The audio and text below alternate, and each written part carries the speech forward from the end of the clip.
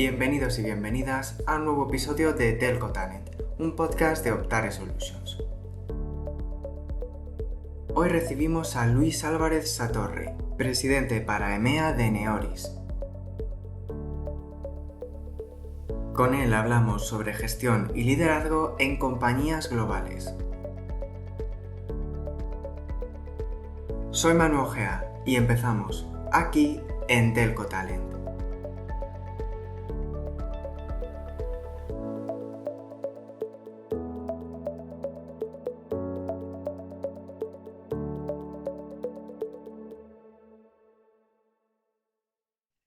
Muy buenas, estamos de vuelta y estamos ya con Luis Álvarez Satorre, presidente para EMEA de Neoris. Hola Luis, ¿cómo estás? Hola, ¿qué tal? Encantado de disfrutar esta charla con vosotros. Nosotros también encantados, teníamos muchas ganas de tenerte aquí y si te parece Luis, empezamos ya y empezamos por la parte quizá algo más personal del capítulo, que es, como solemos hacer, arrancar tratando que nuestros oyentes conozcan un poco mejor al invitado. Así que Luis, cuéntanos un poco sobre tu recorrido, sobre tu trayectoria profesional hasta llegar a la actualidad, como decimos, presidente para EMEA en Neoris. Muy bien, pues yo soy madrileño, soy teleco, Ujú. que yo creo que es un estigma que tanto mi mujer como mis 4 hijos somos todos ingenieros de teleco, entonces no tenemos ningún médico, ningún abogado en la familia Ajá. y compartimos, bueno, pues la pasión por la tecnología, ¿no? La verdad es que he sido muy afortunado porque yo empecé mi carrera en Ericsson, estuve después en IBM, en el Banco Santander, estuve en distintos puestos en tecnología, desde ser el CIO a llevar también las responsabilidades de la banca electrónica. En British Telecom, pues llegué a ocupar el puesto del CEO del negocio global, que Mm. eran como pues, 10.000 millones de dólares, 35.000 personas, 62 países, lo cual significa que tenía una oportunidad de ver culturas diversas, tecnologías diversas, clientes en múltiples países con distintas problemáticas y aprendí muchísimo en ese proceso, ¿no? Mm. Luego he estado un par de años trabajando con private equities, mirando compañías, aprendiendo también cuál es la dinámica de las inversiones y las prioridades de hacia dónde va el capital y cómo se desarrollan los negocios. Y como parte de ese proceso, pues me incorporé para liderar todo el negocio de ciberseguridad en Indra, Mm. al frente de una compañía que se llamaba SIA, que fusionamos con todos los negocios de ciber. Ahí he estado 3 años y me incorporé hace 2 como presidente del negocio de EMEA en Neoris, que es una consultora tecnológica que trabaja en el mundo del desarrollo software, en el mundo de los datos, analytics, inteligencia artificial.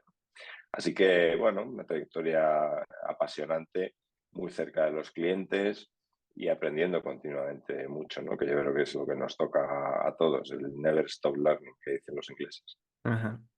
Pues Luis, ahora que ya te conocen un poco más los oyentes, como decimos, vamos a entrar en materia y en este caso en la parte de gestión, tanto de compañías como de personas, de alguna forma, claro.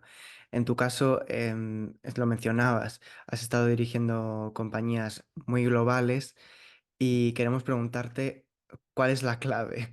¿Cómo sabemos que vamos a implementar decisiones acertadas cuando hablamos de empresas pues especialmente diversas, con presencia en múltiples mercados y con equipos de culturas muy distintas, ¿no? ¿Cómo se gestiona esa parte?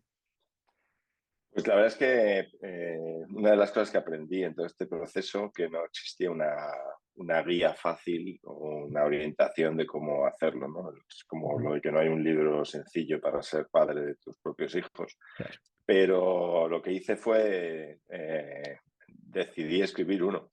Y Ujú. entonces plasmé en un libro que se llama en español El líder 3D, que es como liderar una organización, porque a mí me hubiera gustado realmente, para poder responder a tu pregunta, pues haber tenido esa especie de guía. Entonces, todas esas experiencias, historias, pues bueno, me he atrevido a plasmarla pues en un conjunto de historietas Ujú. de todo lo que he aprendido en estos años, ¿no? Y ahí se reflejan cosas como, por ejemplo, que para gestionar una compañía global, en realidad lo que gestionas es una organización local, ¿no? Que es la Mm, combinación de lo global y lo local. ¿Por qué? Pues porque la cultura en distintos países es diferente a la hora de abordar problemas.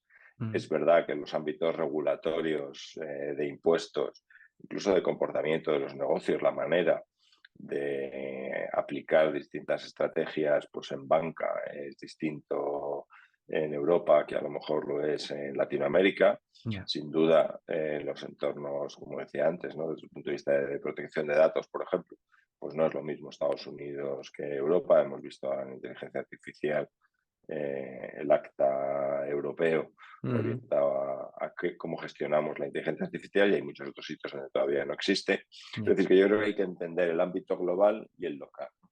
Lo segundo para mí es ser capaz de adaptar también tu producto, tu servicio a ese ámbito donde tus clientes, bueno, pues van gestionando su demanda de esas soluciones que tú vendes, si es el ámbito más residencial o de consumidor, pues a lo mejor tienes unos comportamientos diferentes por país, ya, pero si es el ámbito de empresas también ocurre lo mismo, ¿no? Entonces tener esa agilidad para adaptarte a lo que tus clientes te van pidiendo es muy importante, ¿no? Nosotros hablábamos siempre de la regla del 70-20-10, y es que el 70% tiene que ser lo más estándar posible, el 20%, bueno, pues adaptarse un poco a los clientes como si fuera un traje preta por casi preparado que ajustas un poco, y solamente el 10% construir soluciones específicas o muy a medida, porque luego es muy difícil escalar ese negocio, ¿no? Y la tentación siempre en negocios así globales es que tienes un cliente en Guatemala que te pide una solución específica que luego no puedes replicar fácilmente en otros entornos, ¿no? Y claro. lo último, el talento. Yo creo Mm, que disfrutar del talento diverso, diverso en género, diverso en etnia, en forma de pensar, en edad, ujú, es bueno, pues yo creo que es un arte. Y ahí es donde también yo creo que tenemos una responsabilidad quienes lideramos equipos para gestionarlo, ¿no? Porque para trabajar pues, con la cadena de suministro que es global, ¿no? Tú tienes ya, proveedores que están en distintas geografías, tienes también soluciones tecnológicas que son diversas, la tecnología puede ser global, pero a veces también hay desarrollos de adaptación local. Y mm, también tienes el talento, como te decía, global, ¿no? Así que yo creo que es un arte y eso solo se consigue, como te decía, con un excelente equipo todo alrededor que yo he tenido la suerte de irlos teniendo y construyendo, ¿no? Y desarrollando. claro. Y en este sentido hay un factor que nos gusta también plantear. No sé si valoras que también ha jugado un papel en esto a la hora de gestionar en empresas y empresas globales, que es la transformación digital.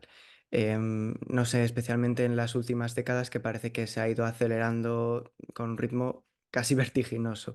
¿Hay alguna área en particular que consideres que haya experimentado un avance especial o una transformación especial con este progreso tecnológico? Yo creo que hay un ámbito que vosotros conocéis muy bien, que sin ninguna duda, y yo por profesión también Mm, así lo considero, y es la conectividad o las telecomunicaciones, que sin ninguna duda para mí son, pues si quieres, la base o el eje transformador de muchas de las cosas que hacemos, ¿no?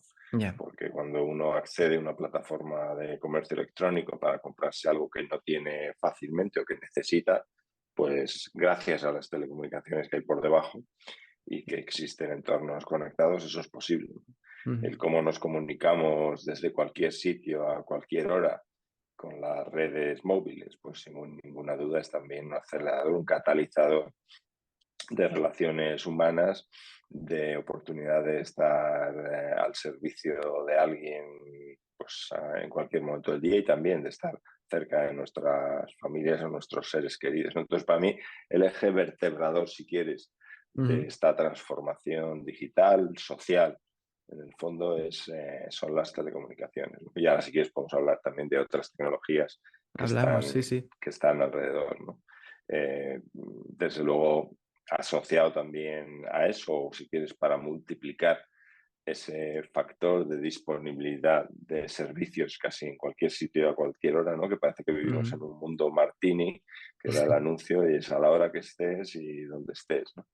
Pues también, por ejemplo, el tener mucha más capacidad de computación, es decir, Ujú. de procesar aplicaciones, pues es que tenemos ya dispositivos en la mano móviles, que es un supercomputador. Y eso, pues evidentemente, permite hacer cosas que hace unos años no las podíamos hacer.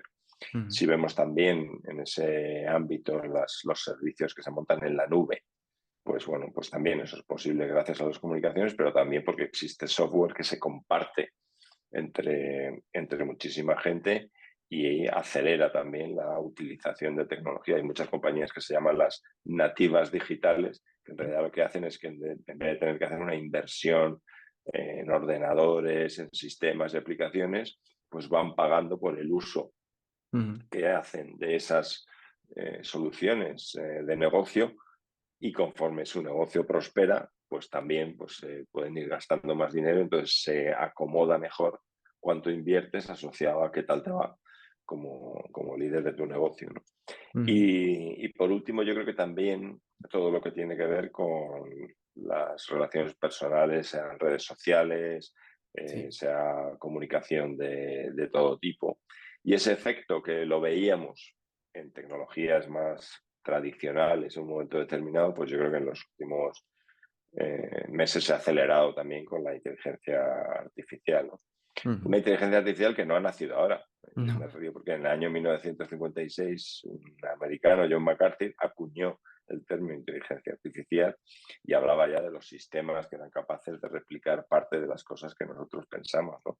Y Ujú. en el 61 nació Elisa o Elisa, que era como la bisabuela de Siri y de Alexa, que era el primer chatbot, ¿no? O sea que hemos tenido inteligencia artificial por aquí, pero es cierto que con la inteligencia artificial generativa, que se nos parece más a nosotros porque es Ujú. una réplica de cómo hablamos y de cómo nos expresamos, pues eso también ha implicado, yo creo que una transformación, está implicando una transformación. Nosotros en Neoris, la verdad es que nos gusta más hablar de inteligencia aumentada, que es Ajá. como tener un colega al lado que te va ayudando, que te sopla cómo contestar una pregunta de un cliente o que te ayuda a acelerar cómo haces un desarrollo software y por tanto esa inteligencia aumentada pues nos debería permitir, bueno, pues a dedicarnos más a la parte a lo mejor más creativa o más interesante o más de relación humana y que alguien nos eche una mano en paralelo, ¿no? Claro. Y Luis, otro tema que nos interesa mucho en este podcast es el del liderazgo. Tú mencionabas algo antes y, a ver, nos encantaría que pudieras explicarnos un poco más de liderazgo en base al libro que mencionabas. Yo tengo el título en inglés, me vas a tener que recordar el de castellano, Becoming a 3D CEO. Ahí hablas de, bueno, los distintos ejes que llevan a alguien a convertirse en un CEO, pues de alguna forma, eso, tridimensional. No sé si podrías comentarnos un poco en qué consisten esas dimensiones, sin destripar demasiado el contenido del libro, claro, y cuál es tu enfoque de liderazgo en ese sentido. Sí, yo reconozco que eso sí fue una inspiración, ¿no? El tratar de, con los años, con lo aprendido en todos estos años, pues tratar de decir, oye, si yo tuviera que dar una pista de qué es lo que creo que debe hacer, no solo un CEO, o sea, es cualquier persona que lidere un equipo, que lidere una organización, incluso también una familia o un grupo de amigos, ¿no? Hay Mm. como tres ámbitos que uno tiene que tener entre la cabeza y el corazón. Por un lado, yo creo que hay que tener una visión estratégica, hay que saber a dónde vamos, ¿no? O sea, qué vamos a hacer? Ya. Y eso yo lo llamaba el Chief Evangelist Officer, ¿no? El que evangeliza, ¿no? Este es el Mm. que el sábado por la tarde dice a sus amigos, nos vamos a Venecia, porque creo que vamos a hacer un viaje fantástico allí de despedida de soltero tuyo, Manolo, y esa es la visión, ¿no? La visión estratégica, hay que creer en ello, hay que decir, es el mejor sitio para ir, ¿no? El segundo elemento es una vez que tú tienes la visión, y hay que dedicarle tiempo, hay que pensar dónde quieres que vaya tu compañía, tu organización. Pues el segundo elemento es lo que yo llamaba el Chief Engagement Officer, ¿no? Que es Mm. cómo conectas con todos tus, pues en este caso del viaje de despedida de soltero a Venecia, pues con tus amigos, cómo convences pues, a la familia, a los primos y tal, para decir, oye, venga, todos creemos en esta visión y por tanto la apoyamos, ¿no? Y si Ujú, hay alguien que tiene que financiar el viaje, pues le dice, no, es que es el sitio fantástico y tal, y no es tan caro como irnos a Singapur, ya verás como sí que merece la pena, ¿no? Entonces ese engagement creo que es un elemento muy importante. Y por último, yo lo llamaba el Chief Execution Officer, y es que tienes que reservar el avión, los hoteles tienen que estar bien, y entonces la experiencia final del viaje o el resultado de tu compañía, de tu organización, pues tiene que ver con cómo ejecutas las cosas, cómo las haces, ¿no? ujú, Y esas tres dimensiones creo que aplican al liderazgo en cualquier sitio, ¿no? Cuando estás en una compañía muy grande, pues hay que dedicarle tiempo a reflexionar, ver qué hacen los competidores, ver cómo puedes organizar la compañía, entendiendo dónde está y dónde quieres llevarla a esa compañía. Tienes que aglutinar pues, a los inversores, al consejo, a tu equipo, a todos los empleados de la compañía que sientan que realmente creen en lo que estás haciendo y luego es evidente que pues si quieres que el performance sea bueno, pues tienes que asegurarte que el liderazgo que tú estás aplicando se traduce en números, ¿no? A mí hay una historia que me gusta mucho contar y es la de una persona que va caminando por la calle y ve pues, a dos personas que están pues, poniendo ladrillos haciendo una pared. ujú, Y entonces se fija y bueno, pues va al primero y le pregunta, dice, bueno, ¿tú qué estás haciendo aquí, no? Dice, pues, hombre, ¿no lo ves? Pues estoy poniendo ladrillos, ¿sabes? Y pues sí, entonces avanza un poco y cuando le pregunta a la segunda persona, dice, ¿qué estás haciendo aquí? Entonces la persona se para, mira con orgullo la pared que está haciendo, mira hacia arriba y dice, estoy construyendo una catedral.